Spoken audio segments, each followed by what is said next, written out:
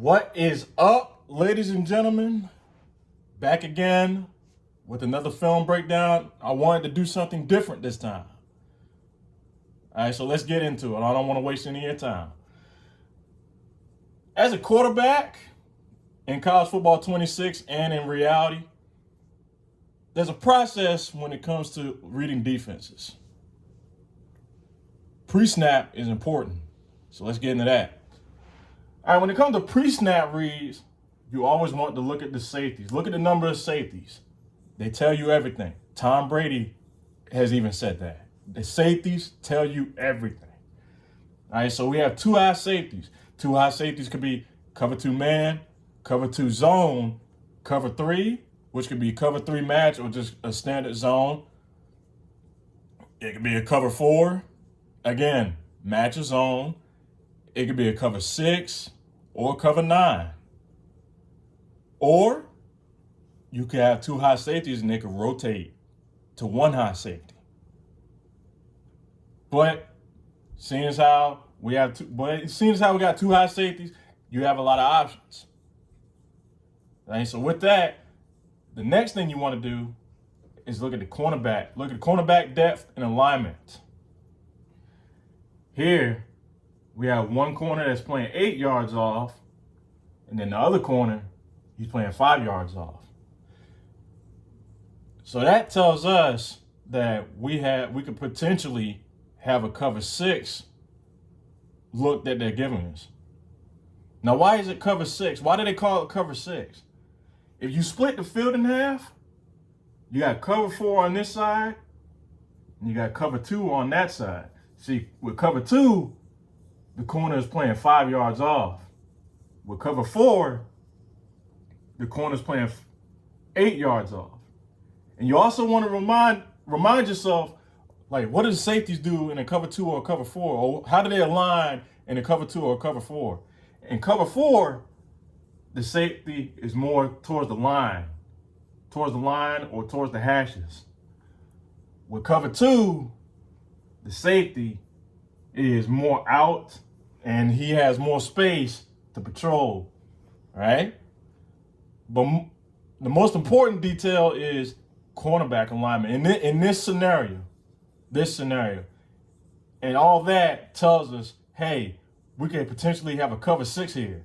All right, so the play that I have drawn up or given to me is a mesh concept where I have the tight end on a drag, I have the slot receiver on a drag, I have the outside receiver on a post, I have this receiver on a comeback route, and I have the running back on a wheel route. All right, with the information that we have at our disposal, seeing as how the defense tells us, or they could potentially be telling us that they are in a cover 6, I can go ahead and eliminate the post route. I can just go ahead and eliminate that. So that leaves me with these 4 routes. Now, how you read this in this situation, you want to read the running back first, the wheel route first, the drag coming to that side where the wheel route is, which means you want to go from the running back to the tight end, and then you want to progress to the comeback route by the outside receiver here. Like, just in case, even if you want to, you could probably get the drag route here by the slot receiver. But we're looking at the running back, the tight end, and the comeback route. And then the next thing you want to do before you snap the ball, look at the defensive line. How are they aligned? To your offensive line, how are they aligned?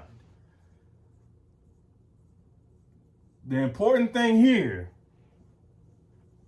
is that you can double team this defensive tackle.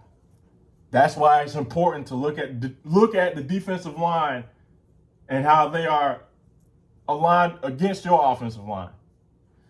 You can double team this guy. Why? Because he is in between the center and the guard here. You leave him one-on-one. He's double teamed. He has a man. You can't double team this. You cannot double team this. You cannot double team this D tackle right here. Why? Because if you double team him, you leave him wide open to get to me. We don't want that. So, man on man, double team, man on man. And another thing with the double team is it gives you more time in the pocket, and it gives you opportunity to step up in the pocket. All right, so with all that, like two high safeties, like the corner alignment, the play we have drawn up, the defense is telling us they're in the cover 6. All right, let's run it. Let's see what happens. Running back, no. Tight end, yup. Wide open, broke some ankles. Close to the end zone. And that is how that's how you read defenses. That's how you read coverages. And that's okay. You don't need to go for the big, sexy plays. No. Take what the defense is giving you. It's okay to be a game manager. I promise you, you win more games that way. I've won a lot of games that way. All right, so again, let's review. Again, look at the two high safeties. As a quarterback, look at the safeties, look at the number of safeties. Look at the number of safeties. Look at cornerback alignment. I mean, like if you don't know, they could be in a man on zone. If you don't know, motion. Motion tells you everything. But in this situation, look at the number of safeties and cornerback alignment. And also look at the alignment of the defensive line as opposed to your offensive line. If you know what coverage the defense is giving you, you can eliminate routes along the way, which gives you more time to focus on areas that you need to be looking at so you can get the ball out faster. Let's run it again. Got the ball out quick. You see how that defensive lineman was breaking loose and he was getting ready to get to me? I got the ball out fast so he couldn't get to me. That's how you play. That is okay. Honestly, that's the right way to play. And that's all there is to it. Like pre-snap is important. Just pre-snap reads, ladies and gentlemen. Again, review, look at the safeties, look at the cornerback alignment.